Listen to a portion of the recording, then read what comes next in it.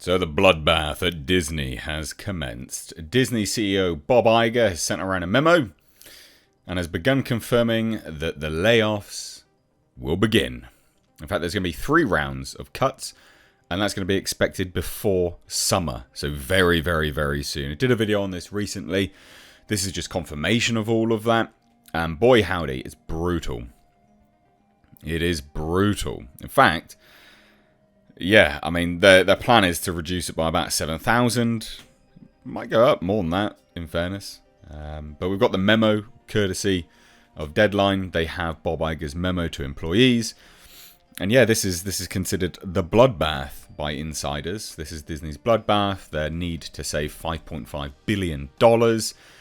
It's pretty crazy. I mean, that's $5.5 billion. Jesus. That's awful. No wonder they try and appease BlackRock so much. They're absolutely dying. Just make content that people want to watch, you idiot.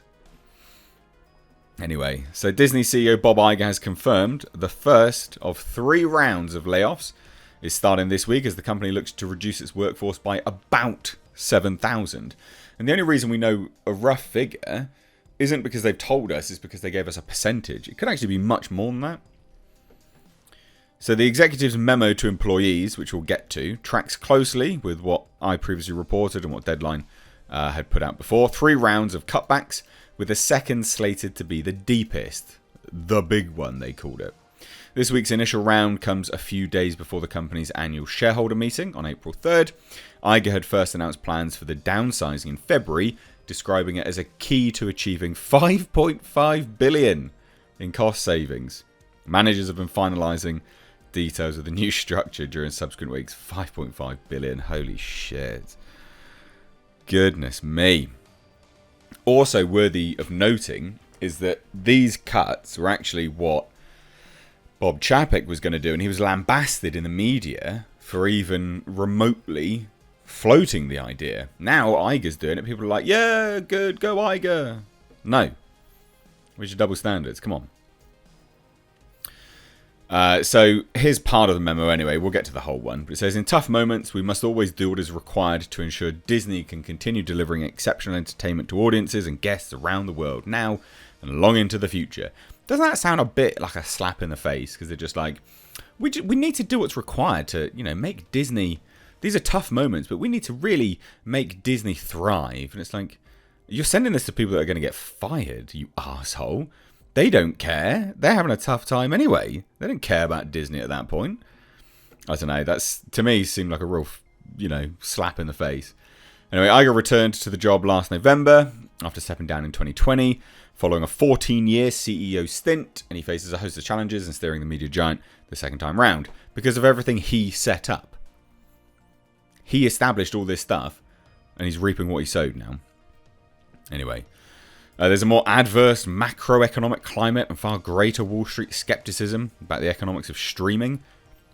Yeah, no shit, because it was never going to be the big thing. It can't be. You cannot possibly make that much money. Anyway, he's already dismantled the centralized distribution structure implemented by former CEO Bob Chapek and set up 3 corporate divisions. It's suspected that all 3 divisions, Parks, Experiences and Products, Entertainment and ESPN, will be part of the layoffs. So, we restructured, but they're getting cut as well. The entertainment division should see significant cuts on the business and content sides at Hulu, as well as sister studios ABC, Signature, and 20th Television, sources have told Deadline. So the restructuring comes as the company evaluates a number of strategic options. While Iger has maintained that ESPN is likely to stay in the corporate fold, they make too much money off ESPN. Though it could offer a standalone streaming version in the not too distant future. Meanwhile, the CEO has indicated all scenarios are on the table for Hulu. Basically, yeah, we could sell this, which Disney operates but does not fully own. Comcast's 33% financial stake can be bought out by Disney in early 2024, or Disney could decide to unload the streaming operation. An exit seems possible given Iger's less than rosy commentary about the prospects for general entertainment streaming. Bearing in mind, Disney Plus was his baby. So again, he's just reaping what he sowed. But, don't worry. You've still got your paycheck, mate. Anyway, the reduction in staff could be a tonic for Disney stock, at least in the short term, as with many media stocks over the past year. Plus, Disney shares have hit hard times, losing about half their value since summer 2021. In fact, last year they closed out at the worst since like 1970. Oh, goodness me. Jesus. Anyway, it's mostly moved sideways in recent months. So here's the full memo. And remember, he's reading this to people he's about to fire. Dear fellow employees, as I shared with you in February, we've made the difficult decision to reduce our overall workforce by approximately 7,000 jobs as part of a strategic realignment of the company. Okay, so I was wrong. They have said, this is a figure, 7,000, that they flirted for a while. But I guess they're confirming it now. Including important cost-saving measures necessary for creating a more effective, coordinated and streamlined approach to our business. Over the past few months, senior leaders have been working closely with HR to assess their operational needs, and I want to give you an update on those efforts. This is to people he's going to fire. This week, we begin notifying employees whose positions are impacted by the company's workforce reductions. Leaders will be communicating the news directly to the first group of impacted employees over the next 4 days. A second, larger round of notifications will happen in April, with several thousand more staff reductions, and we expect to commence the final round of notifications before the beginning of the summer to reach our 7,000 job target.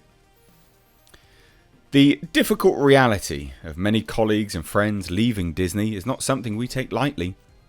This company is home to the most talented and dedicated employees in the world, and so many of you bring a lifelong passion for Disney to your work here.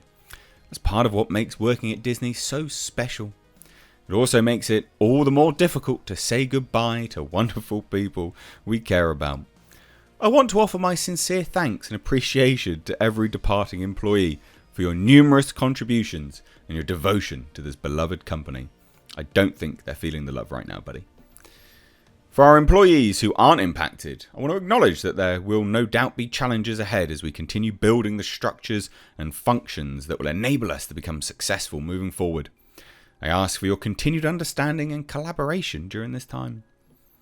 In tough moments, we must always do what is required to ensure Disney can continue delivering exceptional entertainment to audiences and guests around the world now and long into the future. Please know that our HR partners and leaders are committed to creating a supportive and smooth process every step of the way. I want to thank each of you again for all your many achievements here at the Walt Disney Company. Sincerely, Bob. God, what patronising lump of shite this is. Again, this is the bloodbath. It has begun, ladies and gents. 7,000 people. I reckon that'll be more in the end.